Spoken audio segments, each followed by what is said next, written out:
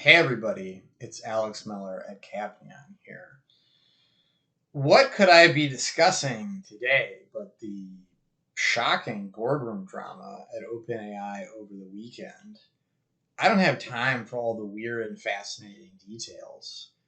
But on Friday, it's announced that Sam Altman, the fairly beloved and seemingly quite successful CEO of OpenAI, was fired. It's very unusual that the firing of any executive ever be a surprise because people try really hard to make these events boring so people don't read into them.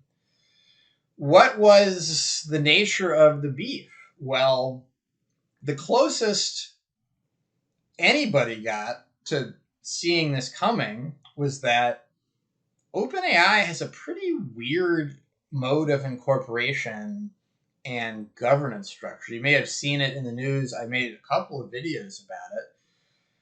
They are a not-for-profit research lab with a very science fiction-y ethics related mission. And then they have a for-profit subsidiary they created because they want to take on investment. This creates two contradictory obligations for the board, or at least clashing. And there was a fault line on the board about which of these should take priority and how. So apparently it's a 6-person board. There was a 4-person wing that felt like Altman was going dangerously quickly in commercializing the technology. And 4 of 6 is a majority. They pulled something of a midnight coup to get rid of Sam Altman. Originally, demote this other executive, Greg Brockman. He quit. A bunch of senior researchers quit. Things at OpenAI really spiraled over the weekend. So Sam Altman's unemployed, super famous, has an awesome Rolodex of all the world's fanciest AI people. He's immediately talking about cooking up another startup, which presumably would compete with OpenAI. If you're an investor, like some of the major venture capital firms invested in OpenAI, Microsoft invested $10 billion, you absolutely hate this.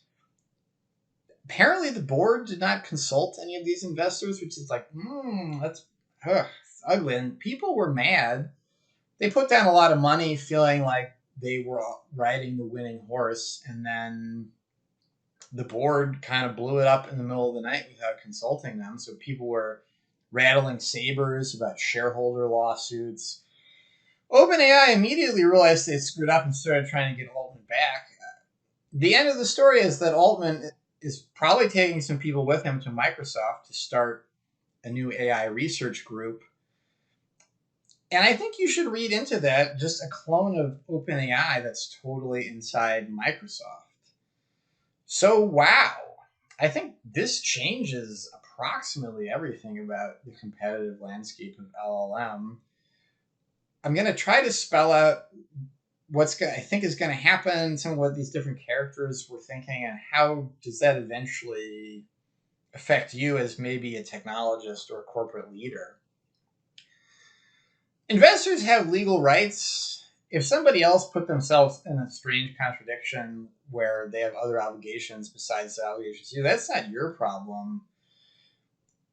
You can't blame OpenAI's investors for absolutely hating this.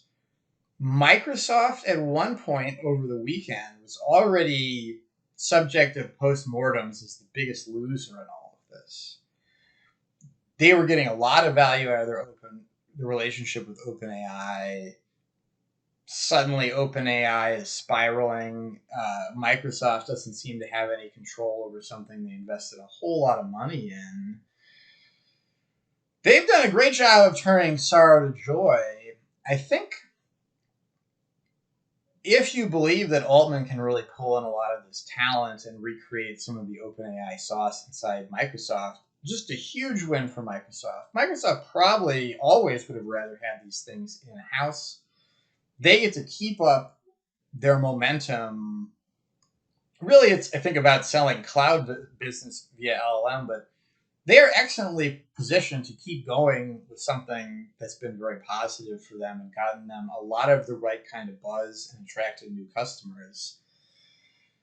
If you're a VC, it's really interesting you've kind of been screwed twice here. So it's already kind of true that LLM seems to be skipping straight to being a mega corporate technology that needs a lot of overhead. And so I'm guessing if you were a VC invested in OpenAI, in addition to that OpenAI is the hottest startup in the universe right now and doing very well, there's not going to be another shot, probably. There's not going to be 100 startups that make large language models that matter.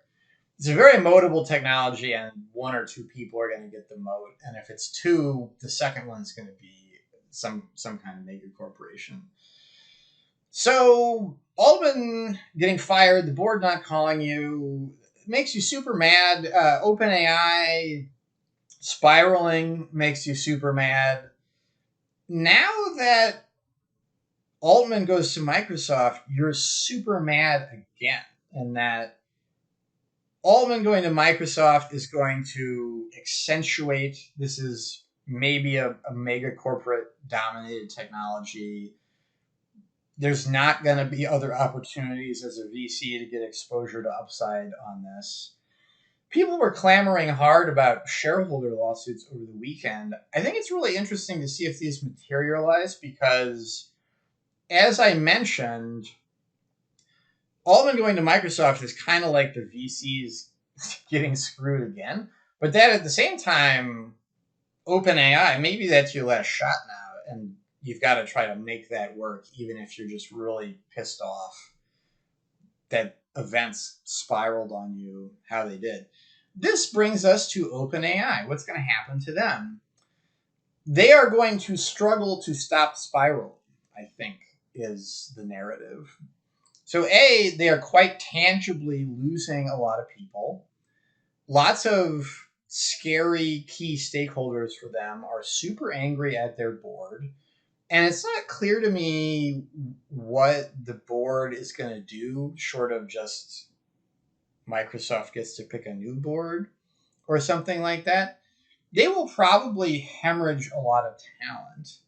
And in general, they have a ton of momentum they acquired very quickly in the wrong direction.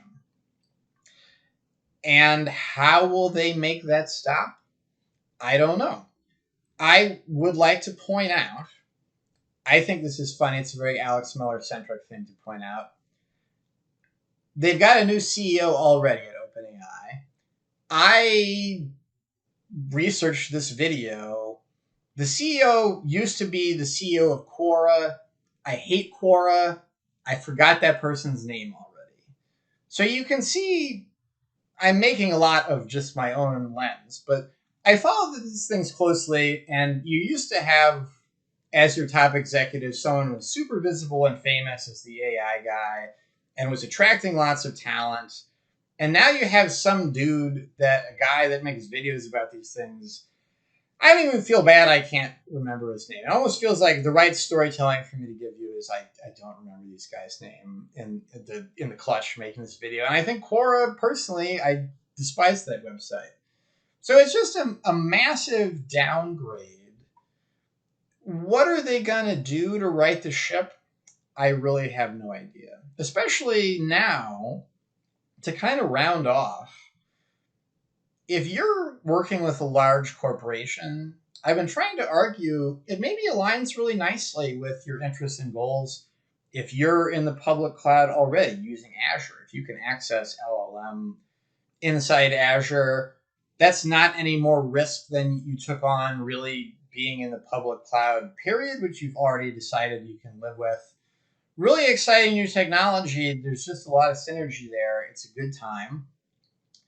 If you liked that story, it's even better now because that there was this kind of sketchy startup in the picture whose volatility could give you a problem at some point. If this Altman to Microsoft thing goes well, that now you're just dealing with Microsoft, and that's great. Like Microsoft, inside of Microsoft can sell you everything you want to buy, and you are already buying stuff from Microsoft. And then this goes back to, OpenAI, other stakeholders.